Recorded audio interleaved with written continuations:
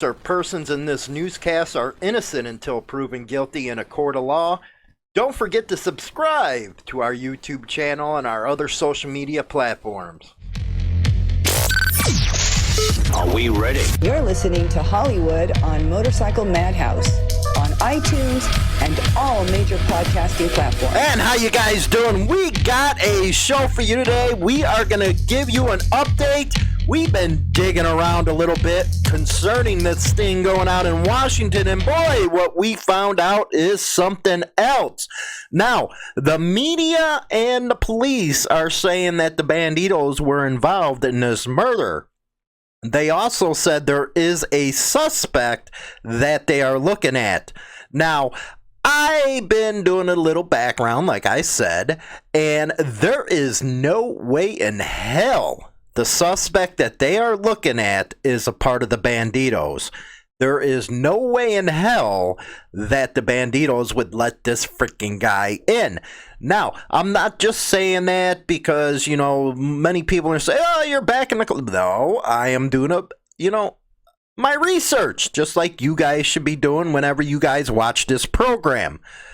Don't take what I say as gospel. I actually am doing an article, and it's actually going to be published at the same time as this episode on why I believe motorcycle clubs shouldn't be selling support merchandise online. And that, you know what? It quite frankly comes back to this segment of why I don't think they should. But anyway, let me give you a little background of what's going on for those that don't know. Let's do a little video presentation, and then I'm going to tell you why I do not believe this guy is in any way, shape, or form involved with the Bandidos. Thus, I don't believe personally, I might be wrong, that the Bandidos were involved in the murder of this family. We start with new developments in the brutal murder of a family from Kitsap County. 3 years ago next week, 4 members of the Careaga family were found shot and killed near Seaback. Good evening. Thanks for joining us tonight. I'm Mark Wright. I'm Joyce Taylor. Late tonight, the Kitsap County Sheriff announced members of the Bandidos Motorcycle Club are responsible for their murders. In January of 2017, 3 members of the family were found shot and killed in their burned down home. 2 days later, Johnny Careaga's body was found in a truck on a rural tree farm.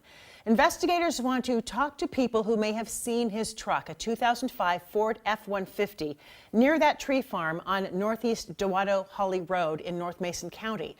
Crime Stoppers of Puget Sound is offering a cash reward of $20,000 for information that leads to the arrest of suspects in this case. Now, here is the reason why they're saying that the Bandidos were involved in it. If you look at the bottom left picture, if you're over on Motorcycle Madhouse, go over and check out the YouTube channel. You'll see what I'm talking about. He was walking into a Target, which, when we switch over to the news view, you will see it in motion. But that is the guy that they're saying is the subject. Look what he's wearing. He is wearing Support Your Local Bandidos support wear. Support wear. Now, here is the reason why I do not think that he's involved with the Bandidos.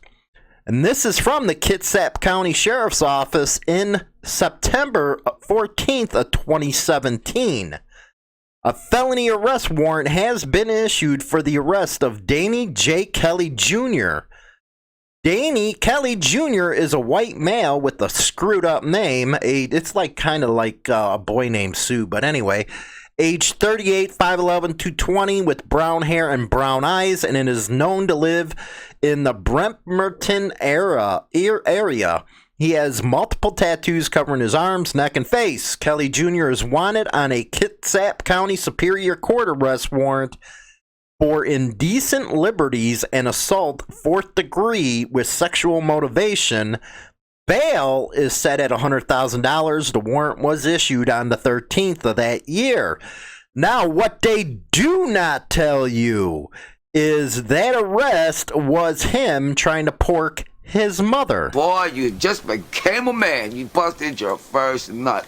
Yeah, he was going after his freaking mother. Can you believe this crap?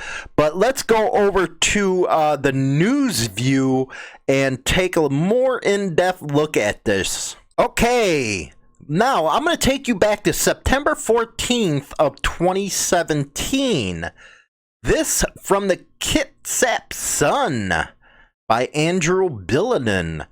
Port Orchard, in the course of an investigation, a homicide from January 2017, now this is September, this article, Kitsap County Sheriff's deputies collected evidence against a 38-year-old Bremerton man that alleges he accused his estranged mother of wearing a wire and then groped and propositioned her. Sick puppy. Reports used to charge Danie J. Kelly Jr.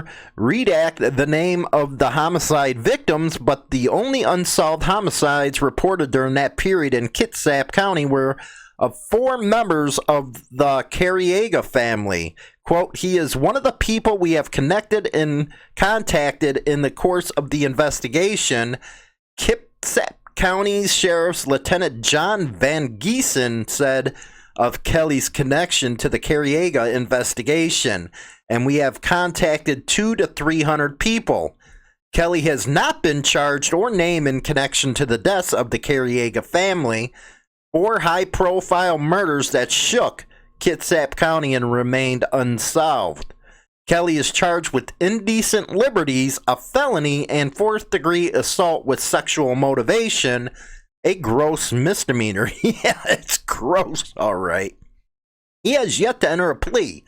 I'm looking for more information on this case. You know, this is just something I wanted to bring up because everybody knows that we've been covering this story and that the press and law enforcement has been blaming the Bandidos about it.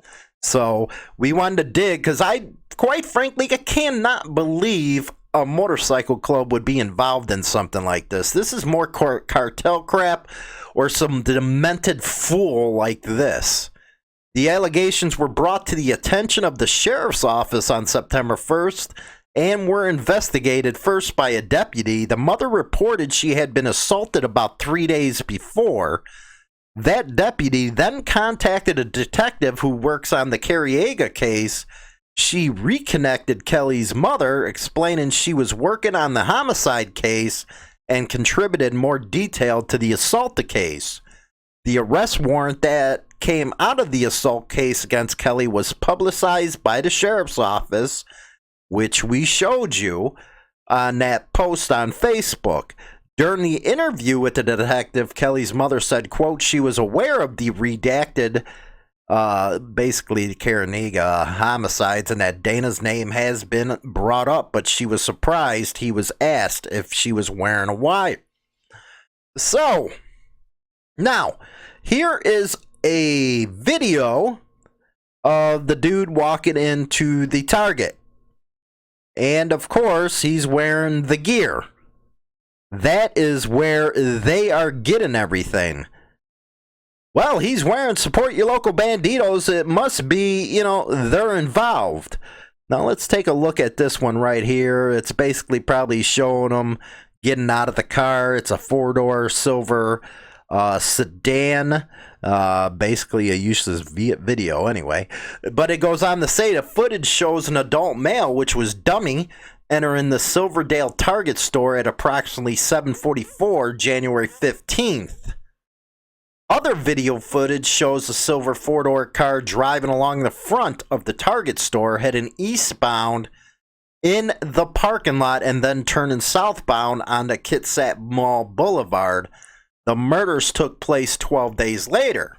On its Facebook page, the sheriff's office doesn't indicate how the persons may be connected to the murders and does not call on him as a suspect, but states that the investigators need the public's help as detectives believe that this person did not act alone. Well, you know, the dude, you know, he's a deviant. You know, just looking at the dude, he's a sexual deviant, and he was probably with other sexual deviants or freaking lowlives and stuff like that. But because he was wearing a Bandidos shirt, and it might be the hat too, it does not look from here, and you know, I really can't tell, but it looks like there's, as the video's rolling here, an SY, let's see here, support your local Bandidos is what it looks like on his right corner. Yeah, that's what it looks like. So automatically they're going, hey, he's a part of their club. So with the new information coming out, don't you find it funny that the cops don't tell you all this kind of stuff in the new news articles? They didn't tell you about this guy's past. They didn't tell you, what he was being wanted for in 2017, the same year as the murders. And here is a guy who is asking his own mother, not, for some booty, but I'm talking about, he thought she was wearing a wire. Why would anybody do that? Why would anybody go after their mother, you freaks? There's some freaky ass people in this world, man. There really is some downright disgusting freaking people, and it always shows up in our lifestyle sometimes. Unreal. But anyway, it doesn't delve into that, aspect. Again, they just put out one argument because this guy was wearing a Support Your Local Bandidos t-shirt, and I don't know if that was a hat too. I couldn't see up that close. But that should be a reminder to MCs. You got to be careful who you're selling this crap to. Not only the supporters go out and cause problems between clubs, because they're always wearing that support stuff. I've seen people wear it from head to toe, man. It's like, really, it's ridiculous, man. That screams wannabe right there, by the way. I get it. You support a club, but you don't have to dress up like in full costume and crap.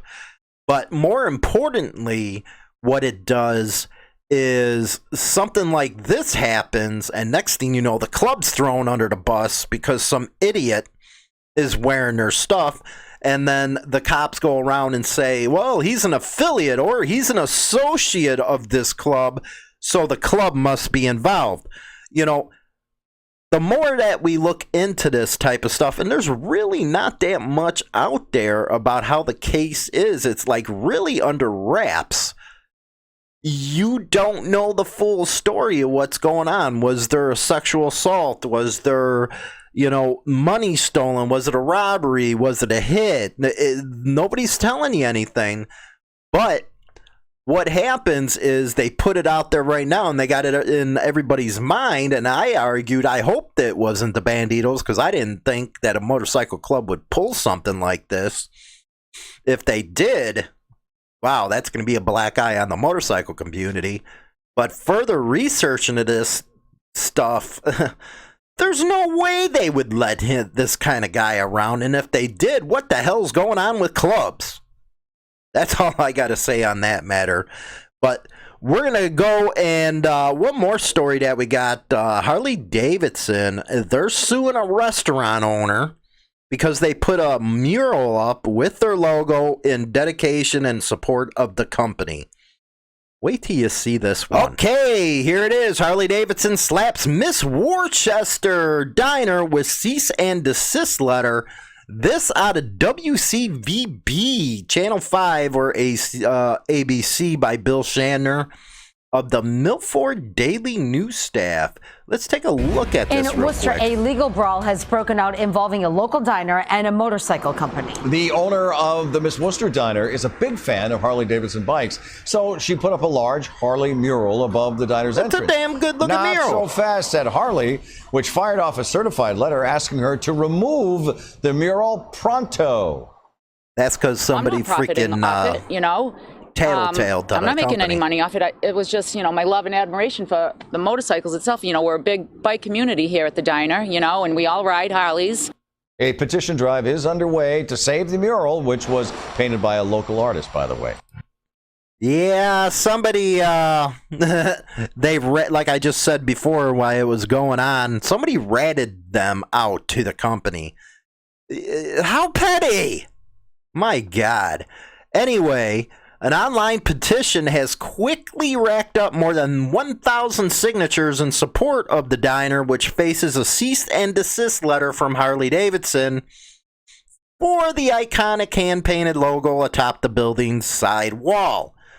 And I just did an editorial on this one, the reason why I don't support Harley-Davidson and why you shouldn't either.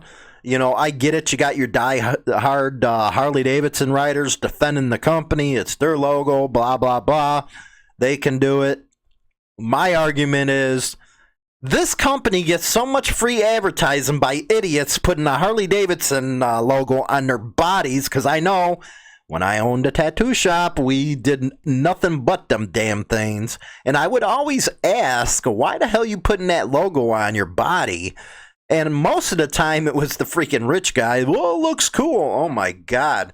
But, regardless, anyway, these people are getting so much free advertisement, and you think that they would appreciate something like this at a diner. She ain't making money off the damn thing. She's just showing her freaking appreciation for your stupid company. But Harley-Davidson long ago doesn't care about its people. Doesn't care about its customers. It's only about the stockholders. Anyway, Harley-Davidson, while highly respected, ain't respected by me or this show. They can kiss a freaking... You know what? Boy, you just became a man. Yeah. You busted your first nut. That's Harley-Davidson. It's being incredibly short-sighted in this matter. Recently sent in and you know what? She seems like a cool broad. A cease and desist letter with regard to removing the sign instead of seeing the true value of reverence of the sign that is actually an historical honor and reverence to the Harley-Davidson company on this historical diner to petition created by the Heritage Society. Hell yeah, man. Hell yeah. Then it says, let the diner keep this great, newly iconic and revered sign for years, decades, and generations to come. But they're not going to listen to you. All they listen to is green. That's it. That's all they care about. That's why the prices of the bike are through the freaking roof. And you know what? I get a lot of people that say, well, all you do is bash. You know what? I've owned them. I have one. I have a Fat Boy. I love the Fat Boy. I cannot stand the company at all. And people will say, well, I love the motorcycles. I just can't stand the company. Well, how the hell do you think? If the company's the one making the bikes and you're you love the bikes but not the company, that just seems asinine to me. Just my thoughts, man. I believe and that thing with Kansas, they say, well, they moved it to another part of the country. That isn't the point, you retards. How many people lost their job down in Kansas? And not all those jobs went to York, man. Some of them went overseas. And whoever tells you different's lying their asses off. And do your research, because I know it's hard for people to think on their own. Just saying. But anyway, that's just the pattern with Harley-Davidson. It really is. It's just the pattern where, their sales have dropped so bad. Last quarter, oh my God, was it a bad drop. It was a huge drop for them, while Indian was up 20%. So that just tells you where everybody's starting to go, because everybody's sick of Harley. The ones that aren't are the diehards. Harley can do no wrong dumbasses. What can I tell you? So anyway, I know I'm going to get emails and crap for that one, and nasty old comments in the comment section. But anyway, let me know you guys' thoughts. Don't forget to subscribe to our other platforms like Pinterest, Instagram, motorcyclemadhouse.com. If you're not listening over there, it was funny. I had a truck driver, we were talking, and he was listening to me in the background. It's pretty weird, but that's pretty cool. So with that, I will talk to you guys later. Make sure you guys stay good, man. You got to stay good out there. Yeah, right.